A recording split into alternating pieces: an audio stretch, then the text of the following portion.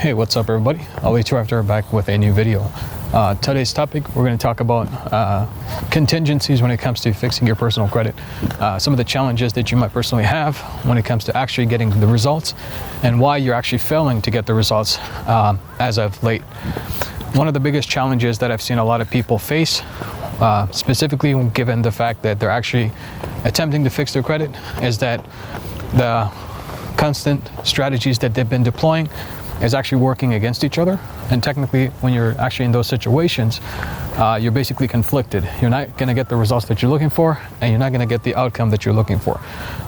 So one of the most important things that I think that can help you overcome these roadblocks is to not delineate from a set that you put up, specific, like a roadmap that you can follow specifically, just designed around getting the optimal results.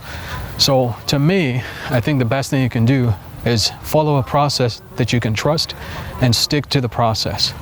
Now, one of the most important things I think about process that I've failed to mention over and over again as of late is that processes will take some time, and processes require a level of execution on a high level.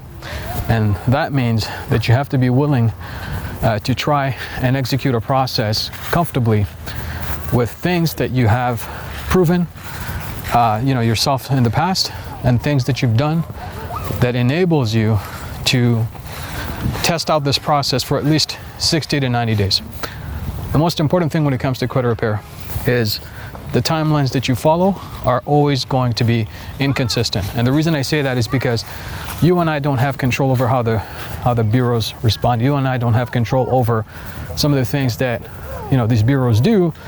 And one of the most common things that these bureaus have a tendency of doing is delaying responses, is basically giving you the answer that you're looking for. Now, I'm sorry, it's a little bit loud. We're actually in a park, my usual walking grounds. It's actually quite beautiful, and hopefully you'll be able to see some of the scenery as I'm talking to you. But moving on to that. So, processes are ever so critical, right? You have to follow that. You have to follow your system that you're deploying. So let's review these together. So the first process that I always talk to you guys about is the PI minimizer technique, and some of the things that you can leverage using the PI minimizer technique and how to obtain results using that. Now, a lot of people have told me lately that, hey Ali, I actually tried to reach out to the credit bureaus and I've tried to ask them to remove the personal identifiers, but also ask the credit bureaus to show me which accounts these negative items are affiliated with. And most of you have told me that, Ali, every time I try that, the credit bureaus refuse to give me the answer. They refuse to respond. They refuse to provide me the details that I'm looking for, because that's where the answer lies. And in technicality, the perspective here is you don't necessarily have to ask the credit bureaus about, hey, I want you to provide me the details, but rather question the process and how those details were obtained in the first place. See, a lot of us mess up and believe that we just have to ask the credit bureaus and they'll be responsive and they'll do what we ask them to do. And the reality is it's far from the truth. The credit bureaus are not obliged by any means to provide you an answer, but what they are supposed to do is they're supposed to keep a track record of all the information about you on your credit reports up to date, accurate, and timely. One of the biggest strategies that I found works best with the credit bureaus, specifically when you're about to challenge them or when you're going to them and asking them to modify or account change specific things on your credit report, is to ask them about the information that they basically collect on you, if they can be specific about how it was collected. The problem with credit bureaus is every time you make a demand, every time you ask a question or you're trying to verify information, they take it as a dispute.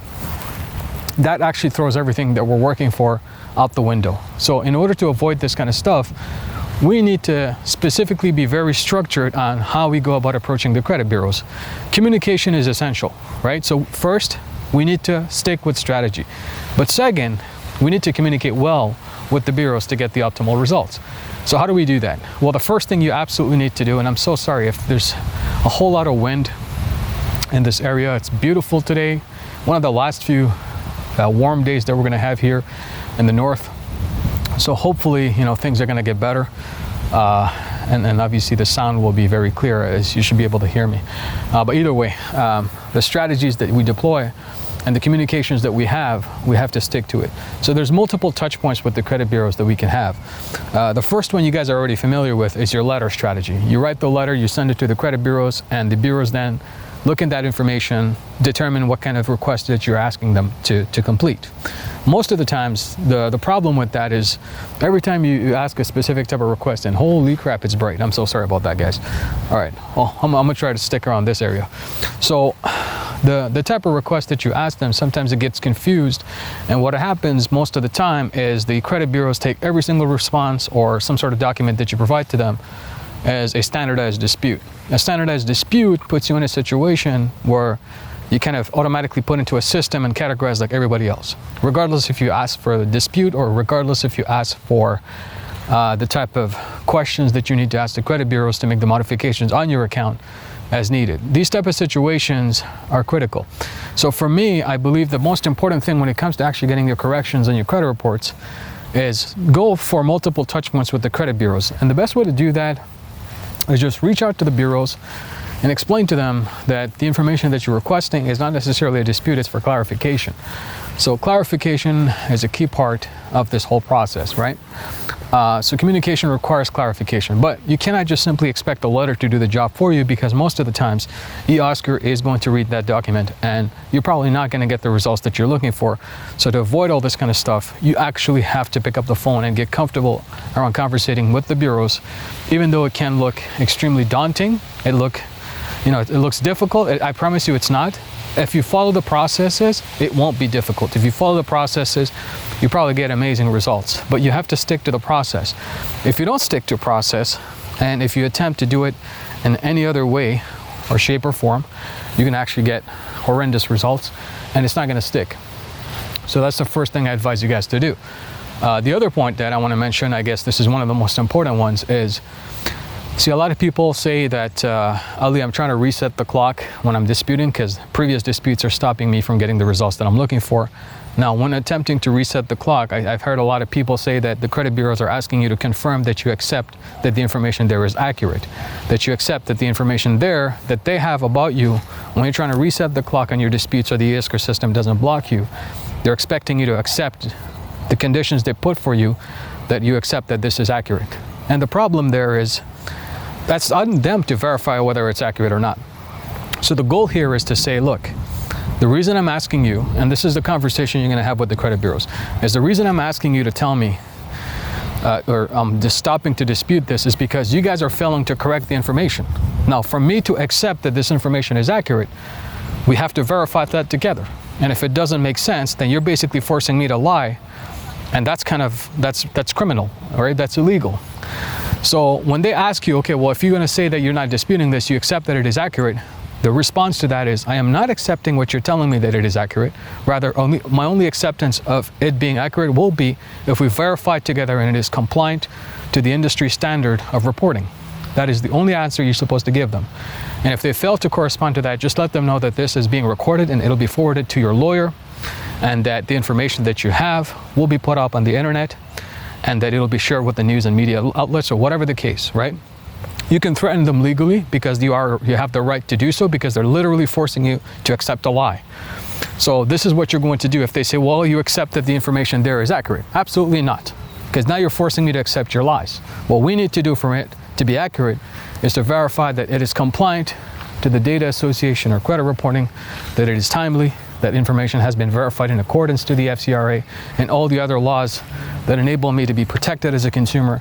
In addition to that, that I have all the resources in my disposal to be able to protect myself against false information or misleading data.